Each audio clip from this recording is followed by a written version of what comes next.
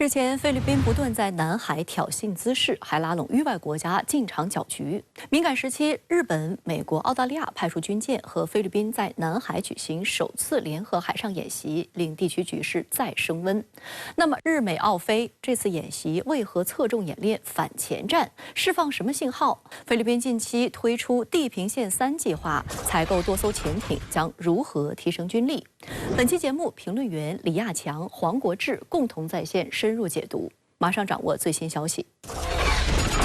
中国海警局新闻发言人甘宇4月6号表示，4月4号，菲方组织多艘船只非法为中国南沙群岛后藤礁邻近海域活动，中国海警依法依规处置，现场操作专业规范。非公务船打着所谓护渔幌子，非法侵权挑衅，组织媒体蓄意煽吵误导，持续破坏南海稳定。我们正告菲方，任何侵权伎俩都是徒劳。现场视频可以看到，菲方船只投放了一个漂浮聚集装置，在菲律宾当地称为“哈咬”。分析指出，这是一种比较原始的捕捞方式，它的鱼坠要坠到海底，只能适用于近海较浅水域，不能在远海太深水域使用。而他们所在的位置离菲律宾海岸线已经有100-200海里，因此这种行为和现实的捕鱼需求完全没有关系，完全是菲方有组织策划的一起挑衅行为。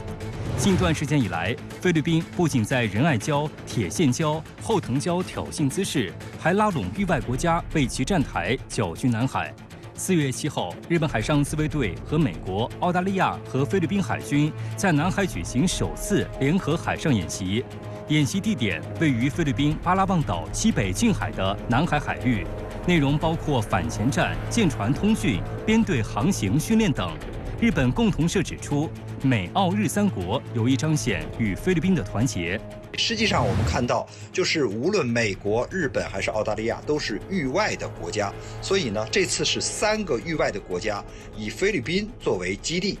作为抓手来进行联合的演习，要体现4个国家就是来在这个区域里边，也就是在南海进行搅局。它的这种演习军事挑衅的意味是非常浓重的。据报道，这场为期1天的演习，海上方面共有5艘舰艇参加，包括美国滨海战斗舰莫比尔号、澳大利亚护卫舰瓦拉蒙加号、日本驱逐舰蜀号，以及菲律宾的德尔毕拉尔号和艾卡拉兹号2艘巡逻舰。此外，澳大利亚还派出1架军机参演。从参演兵力来看，5艘军舰作战能力都不强，尤其是菲律宾派出的2艘巡逻舰更是古董舰，完全没有反潜能力。在所谓的反潜战联合演练中，只能作为旁观者。这次演习可以说实战意义不大，摆拍意味却很浓。分析指出，4国这次演习规模并不大，不过释放出的信号值得警惕。据日本共同社报道，菲律宾方面有意推动4国联合军演机制化，希望每年定期举行数次。有分析指，一旦该机制形成，日美澳3国将有更多机会借菲律宾邀请在非附近海域进行军事行动，派遣军舰飞机在南海地区巡弋，从而搅动地区安全形势。菲律宾总统马克思日前声称，域外朋友们主动提出帮助我们满足菲律宾的需求。而他的姐姐菲律宾参议院外交关系委员会主席伊梅·马克思对此有着清醒的认识。他指出，非政府接受美西方国防和海上安全捐款，等同于欢迎许多包含外国干涉的特洛伊木马，而这可能导致长期冲突。他还说，在我们与中国的海上冲突中，情绪而非理性占据了上风，这将把我们引向一条危险的道路。日美澳菲在南海海域开展联合海上军演，规模并不大，而演练重点却包括反潜战，备受关注。那么，菲海军有着怎样的反潜战力？为何说在联演中估计更多是充当看客呢？菲律宾海军有各型舰艇120余艘，其中主要作战舰艇是66艘。这一数量看起来似乎是不少，但主要是小型舰艇，综合战力并不高，反潜能力更是非常的弱。要知道，在4年多以前，菲海军反潜能力还是0，直到从韩国国引进1艘普降级轻型导弹护卫舰，2艘何塞黎沙级护卫舰。这3艘护卫舰也是菲海军目前仅有的能够进行反潜作战的舰艇。康拉多亚普号原本是韩国的普降级退役护卫舰，韩国于2017年将它卖给了菲律宾。普降级曾是韩国在役最多的一款轻型护卫舰，共建造24艘，主要用于近海反潜和巡逻作战。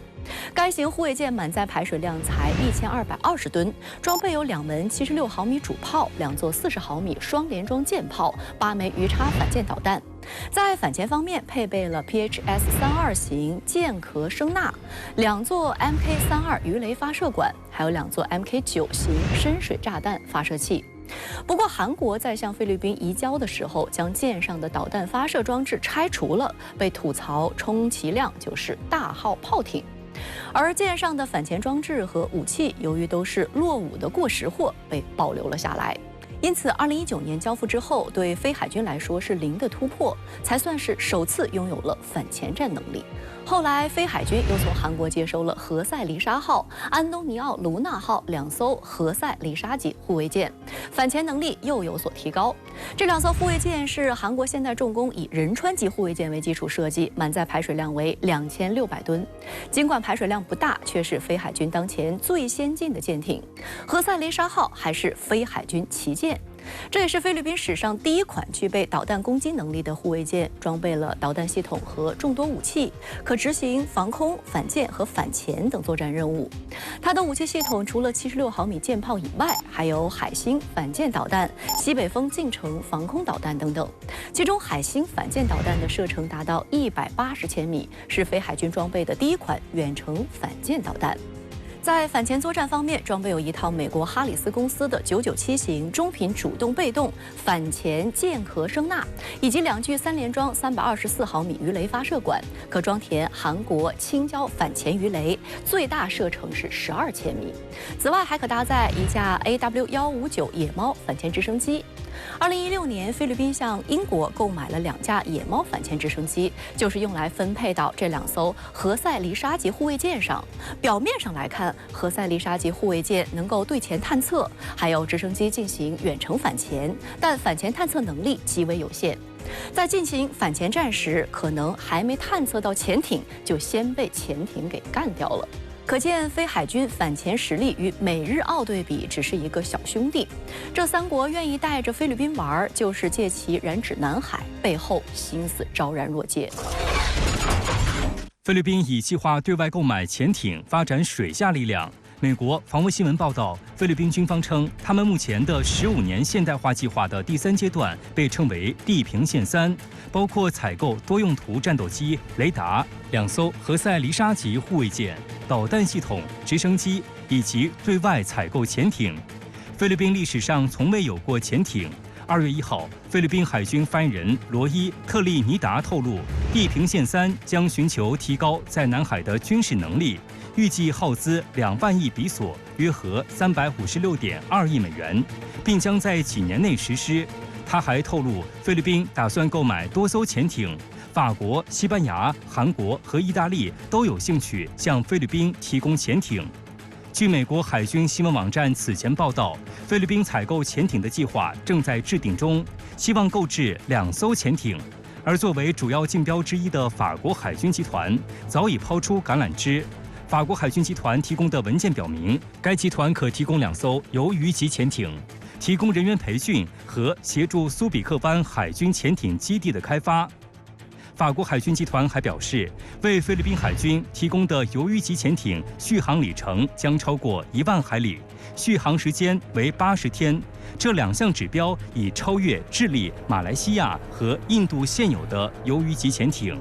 据报道，鱿鱼级潜艇有6个鱼雷发射管，总共可配备18枚弹药，其中包括 SM-39飞鱼反舰导弹和 F-21阿蒂米斯重型鱼雷。此外，鱿鱼级潜艇还可执行情报收集、特种作战行动和部署水雷等任务。菲律宾呢，过去是没有潜艇的，那现在如果从法国购买了游击潜艇呢，就装备了潜艇。菲律宾有了之后呢，毕竟是有了水下的这种攻击的能力，或者是侦察监视的能力啊。菲律宾的军事实力并不强，即使是装备了这样的潜艇，它很难形成一个海军的整个的作战体系。实际上就是显示的或者展示的这个意义呢更大。观察指出，尽管菲律宾准备进行武器装备升级，但其国力并不足以支撑，因此菲律宾希望通过抱紧美国大腿获得支持。据报道，美海军罗斯福号航母打击群目前已经离开新加坡，再度进入南海海域活动。从航线上看，这个航母打击群大概率会北上吕宋岛等地，参与本月下旬展开的美菲肩并肩年度军演或联合巡航行动。日本读卖新闻4月5号报道称，关于日本自卫队正式参加美菲肩并肩军演的协调工作正在进行。多名美菲消息人士证实了这一消息。报道指出，日本自卫队此前已经以观察员身份参与该演习。如果获得正式参演资格，不仅演习的人数将增加，还可以进行更具实战意义的科目。日本每日新闻报道称，日菲两国政府已经就定期向菲律宾派遣自卫队并进行轮换部署展开研究。菲律宾驻美国大使何塞·罗穆亚尔德斯表示，目前正在研究与日本签署情报保护协定，有意将日菲安全合作级别提升至同盟国水平。去年，日本开始与菲律宾就签署互惠准入协定展开谈判，作为政府安全保障能力强化支援制度的一环。双方还就日本向菲律宾提供海岸监视雷达达成共识。按照罗穆亚尔德斯的说法，如果该协定能够在年内签署，其将为日本自卫队轮换部署提供法律依据。日本和菲律宾呢不断强化军事合作，确实是各有用意，加强双方军事上的合作，就可以使日本的这个兵力前出，为美国的这种战略利益服务，可以在南海参加搅局。作为菲律宾来讲呢，它其实是借助和日本的这种军事合作啊，以这样一个合作的方式，从日本呢获得一些日本淘汰的二手装备，来提升就是菲律宾的这种国防的能力。日美澳菲四国去年8月曾组织过一次联合训练，内容仅为海上补给、集体合影和船员相互敬礼等。不到1年时间，再一次集结南海。有分析指出，日美澳菲此次演习更像是一场由美国主导、日本、澳大利亚辅助、菲律宾充当炮灰的模拟演习。请教一下李先生，您对此如何分析？这次美澳日菲四国的这种所谓联合军演是一个很奇怪的事情，很奇葩的事情，更像是一个黑社会老大在给他的小弟在站台。不管是小弟把老大请来的，还是老大愿意通过这种方式来显示存在、显示威力，这个呢，不管是什么目的，但总归这是一个非常不和谐、非常不协调的这么一次演习。因为我们知道它的演习科目差异是非常大的，一个是反潜，一个是通信和编队。从海军的常识来讲，通信和编队这是属于最基础的技术性的动作，而反潜又属于比较复杂的战术动作，它有牵涉到非常复杂的技术装备，而菲律宾海军是没有这样的技术装备的，所以到这儿来搞这种所谓的反潜演习，对于菲律宾而言，他根本不可能完成这样的任务，所以把他拉到这儿来进行这种演习，真有一点就所谓拉郎配的，就是实际上是很不协调的这么一个演习。也就是说，更像是美国、日本、澳大利亚在这显示军力，而不是帮助菲律宾随行反潜作战的这样一种演习模式。在所有参演舰艇中，日本海上自卫队的村雨级驱逐舰蜀号的排水量最大，超过6000吨，而美国的独立级滨海战斗舰莫比尔号排水量才2700多吨。这是否意味着美国有意让日本在南海扮演更重要角色？李先生。这次演习的编队指挥应该是由日本的村雨级他来担负的，毕竟这条舰的吨位比较大，通信设备比较先进。我们看到的村雨级呢是日本现存的驱逐舰里头，应该是最老旧的一款。但不管怎么样讲，它的自动化水平非常高。它的6000吨级的这个驱逐舰呢，总共编制人数不到200人，160人左右。这个人数呢，表明了它的自动化水平是非常非常高的。它毕竟是上个世纪90年代研制的军舰，它的通信设备、它的对空警戒设备、它的侦察探测设备，这些东西综合来讲，都应该是参演中水平最高的。而美国的滨海战斗舰，它本身并不适合担负指挥任务，它只负责在滨海，就是临岸海域的滨海海域呢，随行一些就是突击任务的这样一种小型的突击艇，这种意义更重一些。所以它担负指挥任务，对让它来讲呢，恐怕是勉为其难。从这个意义上讲，派出阵型而言，恐怕日本军舰在这里面担负指挥任务的可能性会更大一些。也就是说，在整个的演习过程中，真正的核心的兵力恐怕还是日本军舰。日前，美国国务院2号人物、常务副国务卿坎贝尔妄言美英澳奥库斯协议关联台海局势，引发高度关注。坎贝尔作为奥库斯主要推动者之一，他的言论包含哪些信息？为何说美国试图通过奥库斯拉拢域外国家，提升其亚太反潜能力？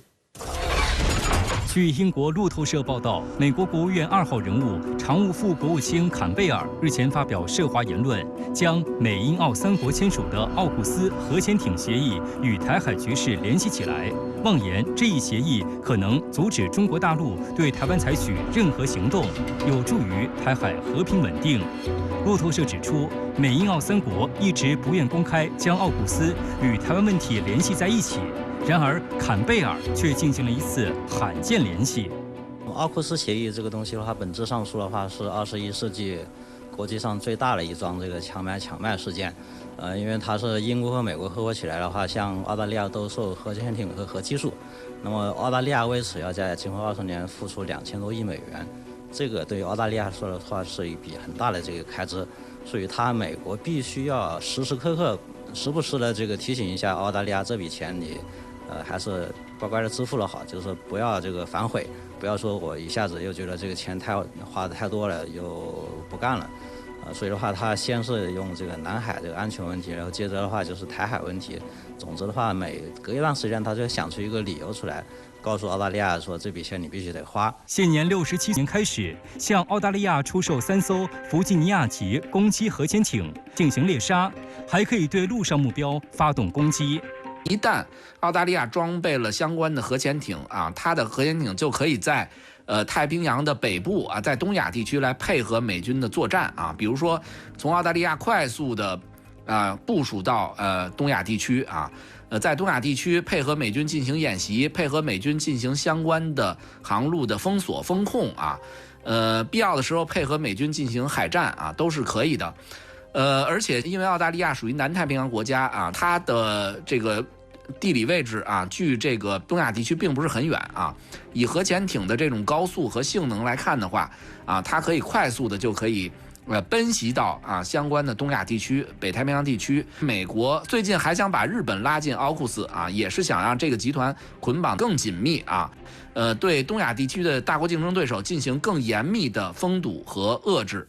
此外，澳大利亚的核潜艇还极有可能为美国所用，在关键水道设伏猎潜。众所周知，美国自冷战以来，不仅构建了强大的全球反导体系，还不计成本打造了庞大的反潜网络。美军的全球海洋声学监视项目，英文缩写为 SOSUS。据报道，在布设地点上，美军将整个 SOSUS 系统布设在全球海洋上。在大陆架附近或海洋山脉的顶峰上，可以说到处都有。从地理分布上看，以美国本土为中心向两翼展开，东西两边都是3线布局。在太平洋一翼的布局，第3线布设在美国本土西海岸，第2线被称为巨人系统，布设于太平洋中部。第1线包括海龙和海蜘蛛系统，其中海龙布设于第1岛链的千岛群岛、日本列岛、琉球群岛、菲律宾至巴布亚新几内亚，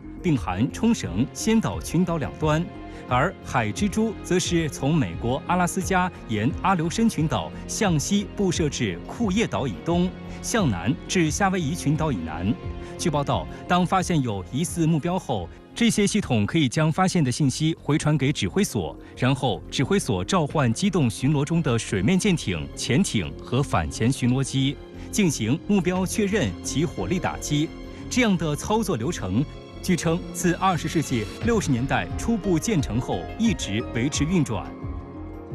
据报道，美国近年来还在升级这些冷战式的综合水下监视系统。不过，鉴于成本巨大，美国不断拉拢盟友加入其反潜体系。比如，有美国官员就奥库斯发表言论称，这将使澳大利亚核潜艇巡航印太，届时就相当于增强了美国对西太的围堵和封锁能力。现在这个工作的话是由美国海军来完成的。那么在未来，如果是澳大利亚装备了核潜艇之后，从目前现在的打算看的话，澳大利亚是要直接购买美国的弗吉尼亚级核潜艇的。那么这核潜艇跟美军的一样，而且作战系统、指挥系统、电池这个通信的话，大概率也是跟美军的兼容的。所以澳大利亚的核潜艇的话，跟美军的核潜艇在南海的表现应该是差不多的。所以的话，我们可以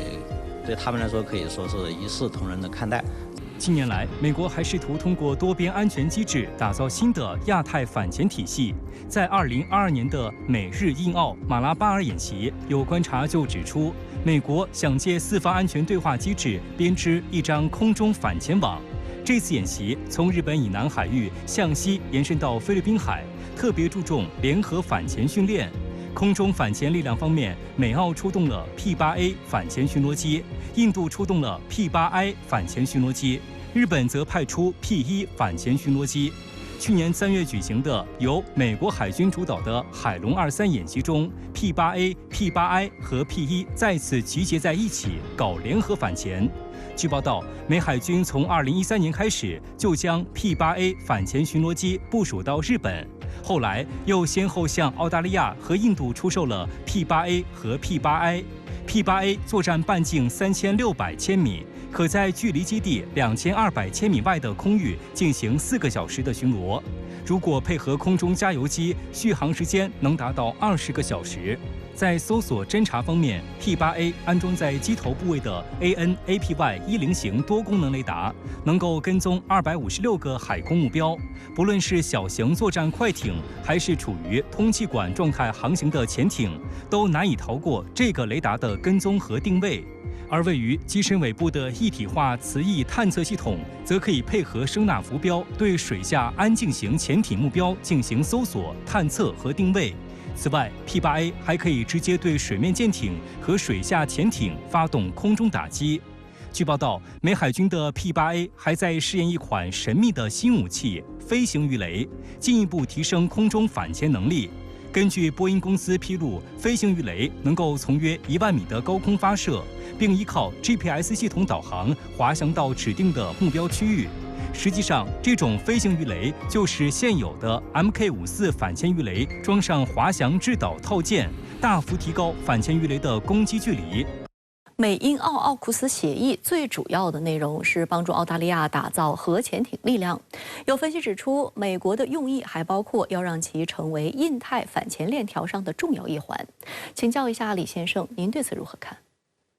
从澳大利亚海军的发展来看，它一方面呢要在南太平洋当老大，要求澳大利亚海军呢不断的提高自己的所谓的现代化水平。这一点作为澳大利亚它是自身的需求，但是反潜对于澳大利亚是不是那么重，这一点呢恐怕更多的还是适应美国的印太战略的要求而随行的。实际上，它的潜艇威胁也好，它参加反潜的任务也好，并不是非常重的，特别是在南海搅局，更不是澳大利亚海军所能够承担的。从综合的实力来看呢，澳大利亚海军并不足以在整个世界舞台上充当一个独立的角色，更多的它是附庸于美国的这种海上霸权的这样的一种附庸力量来存在的。从这个意义上讲，澳大利亚海军它只能充当美国整个战略利益链条中的一环，而很难单独成为世界牌桌上的一个单独的一个牌手。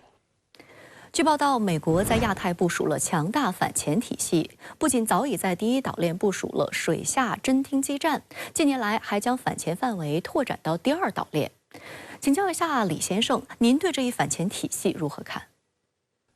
美国海军历来重视反潜，这是在冷战时期跟苏联海军对抗时就已经形成的那么一种惯例。在冷战时期，它已经在世界各地，特别是苏联海军能够水下舰队能够活动的区域，都布设了大量的水城站。而且美军的这种反潜战术呢，它是分3道防线，第1道防线就在敌方港口附近，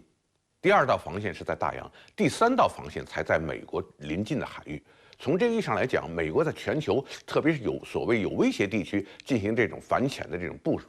不管是兵力也好啊，还是技术设备也好啊，还是拉着盟国实行反潜任务也好，这些都是美国的既定的战略方针。比方说，日本海上自卫队，这个在2战之后作为美国的附庸，它最主要的任务就是封锁几个重要的海峡，比方说对马啦、宗谷啦这样的海峡，是苏联的太平洋舰队的潜艇部队难以突破、难以进入太平洋，对美国本土发动核打击。所以从现在来看，它沿袭这样的战略方针，对于美国来讲，应该是不言而喻的。